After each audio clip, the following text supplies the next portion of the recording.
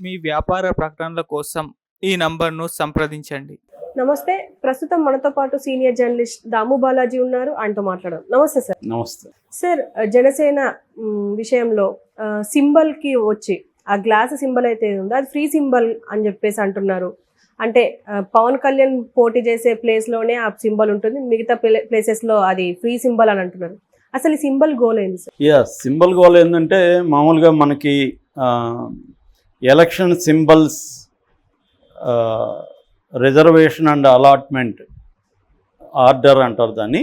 1968 order ఉందన్నమాట. అది guidance ఈసీకి. ఈ ఆర్డర్ ప్రకారం 2 రకాల సింబల్స్ ఉంటాయి: రిజర్వ్డ్ సింబల్స్, ఫ్రీ సింబల్స్.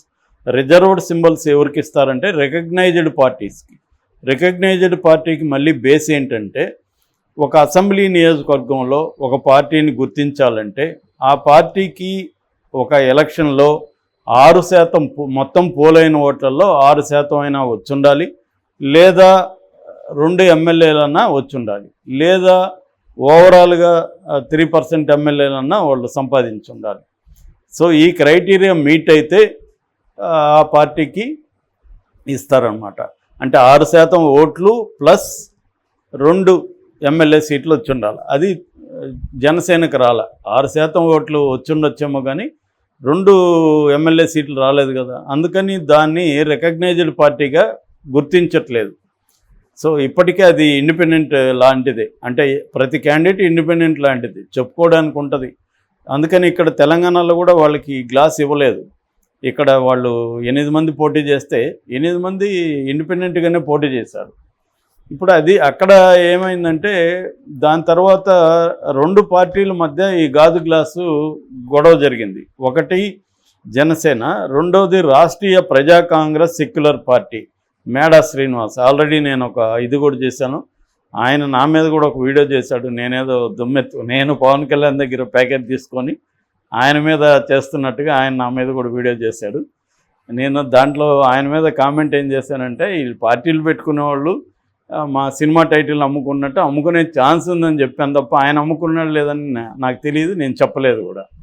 ఆ ఛాన్స్ కూడా ఉంది. లేకపోతే ఇప్పుడు పార్టీ పెడితే నువ్వు నడపాలి కదా, నడపకుండా పార్టీ పెట్టుకొని సింబల్ దగ్గర మాత్రం ఎందుకు కనబడతావు నువ్వు అన్నప్పుడు డౌట్లు వస్తాయి కదా. అందుకని రాజకీయాలు కూడా వ్యాపారమే కాబట్టి అది జరగచ్చు, జరగకుండా కూడా ఉండొచ్చు. ఆయన సిన్సియర్గా కూడా చేయొచ్చు, మనకు తెలియదు.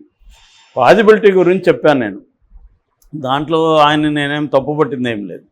సో మొత్తానికి ఈ సింబల్ వివాదం అలా ఉంది. ఇప్పుడు ఏమైందంటే ఈ సింబల్ వివాదం ఆల్రెడీ హైకోర్టులో ఉంది.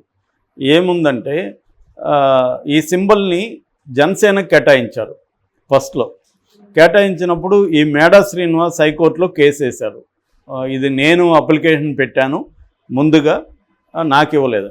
అంటే ఈ ఫ్రీ సింబల్స్ ఎలా ఇస్తారంటే, ఫ్రీ సింబల్ని డిక్లేర్ చేస్తారు. ఇవన్నీ ఫ్రీ సింబల్స్ అని డిక్లేర్ చేస్తుంది ఈసీ. డిక్లేర్ చేసినప్పుడు ఎవరైనా పొలిటికల్ పార్టీ కానీ ఇండిపెండెంట్గా పోటీ చేసేవాళ్ళు కానీ అప్లికేషన్ పెట్టుకోవచ్చు, నాకు ఈ సింబల్ ఇవ్వండి అని. ఫస్ట్ కమ్ ఫస్ట్ సర్వ్ అంటారు కదా. అలాగా ఫస్ట్ ఎవరైతే అప్లికేషన్ పెట్టారో వాళ్ళకి ఇచ్చేస్తారు. రెండోసారి సేమ్ సింబల్ని అడిగితే వాళ్ళకి ఇవ్వరు.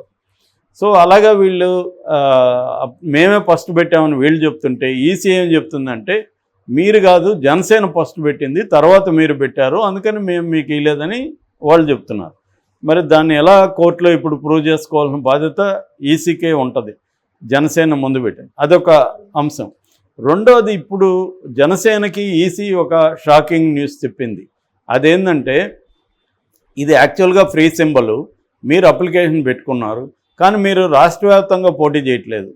కాబట్టి మీరు పోటీ చేస్తున్న 24 అసెంబ్లీ నియోజకవర్గాలు, 3 పార్లమెంట్ నియోజకవర్గాల్లో మాత్రమే మీకు ఈ సింబల్ ఇస్తాం. మిగతా చోట్ల ఇది ఫ్రీ సింబల్లో పెట్టేస్తాం, ఎవరు ఫస్ట్ అప్లై చేస్తే వాళ్ళకి ఇస్తాం అని చెప్పారు.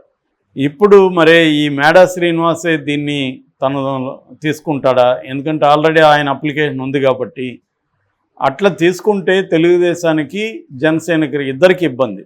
ఎందుకంటే ఇప్పుడు మిగతా 151 నియోజకవర్గాల్లో ఈ సింబల్ ఉంటుంది, ఎవరైనా వాడుకోవచ్చు. కాబట్టి అక్కడ జనసేన ఉందేమో అనుకొని కొంతమంది దానికి ఓటేశారనుకో, అప్పుడు అది తెలుగుదేశానికి కదా అక్కడ రావాలి ఓట్లు.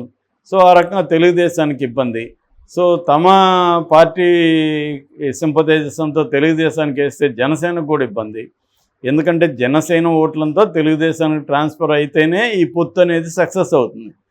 పొత్తు పెట్టుకునిందే ఎందుకోసం చంద్రబాబు, జనసేనకు ఉండే 6% లాస్ట్ ఎన్నికల్లో ఉన్నాయి. ఒకవేళ పెరిగింది అనుకుంటే 10 వరకు పెరిగిందని చెప్తున్నారు.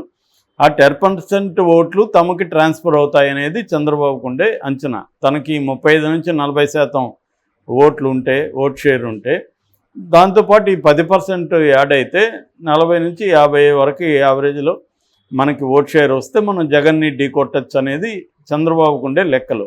ఈ లెక్కలు అవ్వాలంటే అనేక అంశాలు కలవాలి. ఆల్రెడీ జనసేనలో అసంతృప్తి ఉంది, వాళ్ళకి 24 సీట్లే ఇచ్చారనే ఒక అసంతృప్తి ఉంది. దాంట్లో కూడా 24లో కూడా తెలుగుదేశం వాళ్ళే దూరేసే అవకాశాలు కనబడుతున్నాయి. ఆల్రెడీ 3 పార్లమెంట్ నియోజకవర్గాల్లో 2 తెలుగుదేశం వాళ్ళే తీసుకుంటున్నారు. బాలశౌరి ఒకడు, సతీష్ ఒకరు, ఇద్దరు కూడా తెలుగుదేశం నుంచి జనసేనలోకి వెళ్ళి వాళ్ళు తీసుకుంటున్నారు. రేపొద్దున వాళ్ళు చంద్రబాబు కంట్రోల్లో ఉంటారు కదా, ఏదైనా గొడవ అయినా వాళ్ళు ఇటు వచ్చేయండి అంటే మళ్ళీ వచ్చేస్తారు. కాబట్టి జనసేనకి అక్కడ ఇబ్బంది ఉంది. ఒక నాగబాబు మాత్రమే 3 సీట్లలో పోటీ చేస్తున్నారు. అలాగే దీంట్లో కూడా ఆల్రెడీ కొత్తపల్లి సుబ్బారాయుడు చేరిపోయాడు జనసేనలో, ఆయనకు అక్కడ టికెట్ ఇస్తున్నారు. అట్లాగే ఇప్పుడు చాలామంది మీరు డబ్బులు పెట్టలేరులే, ఓపెన్గా పవన్ కళ్యాణ్ సభలో చెప్పాడు కదా, మన దగ్గర డబ్బు లేదు, నేనేదో నా సినిమాల నుంచి వచ్చింది ఇస్తున్నాను అని, మన దగ్గర బూత్ క్యాప్చర్ చేసే ఇది లేదు, దాని ఏమంటారు పోల్ మేనేజ్మెంట్ మన వల్ల కాదు అంటే, నా వల్ల కాదని చెప్పాడు క్లియర్గా. నీ వల్ల కాదు, నా వల్ల కాదు కాబట్టి 24 తీసుకున్నాను. మరి 24లో అన్నా ఈయన వల్ల అవుతుందా? తెలుగుదేశం వాళ్ళే చేరి దాంట్లో సగం సీట్లలో పైన తెలుగుదేశం వాళ్ళే చేరే అవకాశం ఉంది అక్కడ కూడా. సో ఈ రకంగా ఆల్రెడీ జనసేనకు అన్ని వైపుల నుంచి ఇలాంటి ఇబ్బందులు ఎదురవుతున్నప్పుడు జన సైనికుల్లోనే ఒక అసంతృప్తి ఉంటుంది. పవన్ కళ్యాణ్కి ఎందుకు సపోర్ట్ చేస్తున్నారు? పవన్ కళ్యాణ్ పవర్లోకి రావాలని చేస్తున్నారు, డైరెక్ట్గా కానీ ఇండైరెక్ట్గా కానీ. అంటే పొత్తులో అయినా కూడా పవన్ కళ్యాణ్ షేర్ ఉండాలి, మన పార్టీ బలపడాలని చేస్తున్నారు. ఇదే ఈ 5 సీట్లు 6 సీట్లు ఇండిపెండెంట్గా మనం కొట్లాడితే రావా అనేది జనసేన వాళ్ళకు ఉన్నది ఇది. కానీ పవన్ కళ్యాణ్ ప్రాక్టికల్గా ఏం థింక్ చేస్తున్నాడంటే, గతంలో ఇప్పుడు మీరు అందరూ మాట్లాడతారు, గతంలో నన్నే ఓడిచ్చారు, మీరు నన్నే గెలిపించలేదు మీరు. సో నాకు సలహాలు ఇచ్చేవాళ్ళు ఎవరు? నా పార్టీని గెలిపించడానికి ఏం చేయట్లేదు. సలహాలు ఎవరు ఇస్తున్నారు? కొంతమంది ఆయన చేగొండి హరిరామజయ్య ఇస్తున్నాడు. మరి ఆయన ఏమన్నా ఈ పార్టీని గెలిపించండి ఏమన్నా తిరుగుతాడా, క్యాంపెయిన్లు చేస్తాడా? చేయట్లేదు. ఈ మొన్న ముద్రగడ ఇచ్చాడు, ముద్రగడ సెటైరల్గా ఈయన కలవలేదు కాబట్టి ఇచ్చాడు తప్ప జనసేన మీద ఆయనకేం ప్రేమ ఉంటుంది? కాబట్టి పవన్ కళ్యాణ్ ఆలోచిస్తుండేది ప్రాక్టికల్గా ఉంది. గత ఎన్నికల్లో మీరు నన్ను గెలిపించినప్పుడు నేను మీ మీద డిపెండ్ అయ్యి ఇండిపెండెంట్గా పోటీ చేస్తే ఇది ఫైనల్గా జగన్కి వెళ్ళిపోతుంది, జగనే గెలుస్తాడు. అది నాకు ఇష్టం లేదు. అంటే పవన్ కళ్యాణ్ నెంబర్ 1 టార్గెట్ ఏమంటే జగన్ను ఓడించాలి. నెంబర్ 2 టార్గెట్ ఏమంటే తన పార్టీ ఎంతో కొంత గతంతో పోలిస్తే ఇప్పుడు ఒక 5ో 10ో వచ్చినా కూడా గతం 0 నుంచి 5 వస్తే పెద్ద సక్సెస్సే కదా. అలా మెల్లమెల్లగా వెళ్దామనేది పవన్ కళ్యాణ్కి ఉన్నది. రాజకీయాల్లో ప్రతి ఒక ఎగ్జాంపుల్ ఇంకొక చోట పనికిరాదు. చాలామంది ఏమంటారంటే జగన్ పెట్టి 10 ఏళ్లలో సీఎం అయ్యాడు, కేజ్రీవాల్ పెట్టి త్వరగానే 5 ఏళ్లలో అయ్యాడు, అలాగా నితీష్ అయ్యాడు, ఇలాగే ఎన్నో ఎగ్జాంపుల్ చెప్తున్నారు. కానీ ఏ ఎగ్జాంపుల్గా ఆ ఎగ్జాంపులే. పవన్ కళ్యాణ్ ఏంటంటే ఫుల్ టైం రాజకీయ నాయకుడు కాదు. ఆయనకు ఓపిక కావచ్చు, లేకపోతే అటువంటి శక్తియుక్తులు లేవు. తన లిమిటేషన్స్ ఏంటంటే పార్ట్ టైంగా ఉండగలడు, సినిమాలు చేసుకోగలడు, తనకి కరిష్మా ఉంది, లక్షలాది మంది అభిమానులు ఉన్నారు. ఇది తన బలాలు. వీక్ ఏంటంటే ఆర్గనైజేషన్ లేదు, ఆర్గనైజేషన్ పెట్టే పరిస్థితి కూడా అతనికి లేదు. ఈ అభిమానులు కూడా పొలిటికల్ క్యాడర్గా మార్చే శక్తియుక్తులు కానీ ఓరియంటేషన్ కానీ పవన్ కళ్యాణ్కి లేదు. వాళ్ళు ఒక లంపెన్ యూత్ లాంటి అభిమానం తప్ప వాళ్ళు ఆర్గనైజ్డ్ పొలిటికల్ క్యాడర్ కాదు. పొలిటికల్ క్యాడర్కి అభిమానులకి తేడా ఉంటుంది. పొలిటికల్ క్యాడర్ ఏంటంటే ఒక ఆర్గనైజ్డ్గా ఒక ప్లాన్గా పనిచేస్తారు. వీళ్ళు అట్లా ఉండదు, అన్రూలీగా ఉంటారు. వీళ్ళు ఎలా బిహేవ్ చేస్తారో వాళ్ళకే తెలియదు. సో ఇటువంటి మైనస్లు పవన్ కళ్యాణ్కి ఉన్నాయి. అట్లాగే పార్టీ తరఫున ఇవాళ ఏంటంటే మినిమం 30-40 కోట్లు ఎమ్మెల్యేకి, 50 నుంచి 100 కోట్లు ఎంపీకి ఖర్చు పెట్టాలి. చంద్రబాబే డబ్బున్న వాళ్ళని చూసుకొని పెట్టి ఇస్తున్నాడు చాలా ఎన్ఆర్ఐలకి అలాంటి వాళ్ళకి ఎక్కువ ఇస్తున్నాడు. జగన్ అంటే తన దగ్గర డబ్బులు ఉంది కాబట్టి తనే ఇస్తాడు కాబట్టి బీసీలను పెడుతున్నాడు. అటువంటి పరిస్థితిలో పవన్ కళ్యాణ్ పెట్టే పరిస్థితి లేదు. సో ఇన్ని రకాల పవన్ కళ్యాణ్కి ప్రాబ్లమ్స్ ఉంటే అదేదో గోరు చుట్టు మీద రోకటి బోట్లాగా ఇప్పుడు అదనంగా ఈ గాజు గ్లాస్ ప్రాబ్లం వచ్చింది. మరి దీన్ని ఎలా సాల్వ్ చేసుకుంటారని చూడాలి మనం. Okay sir, thank you.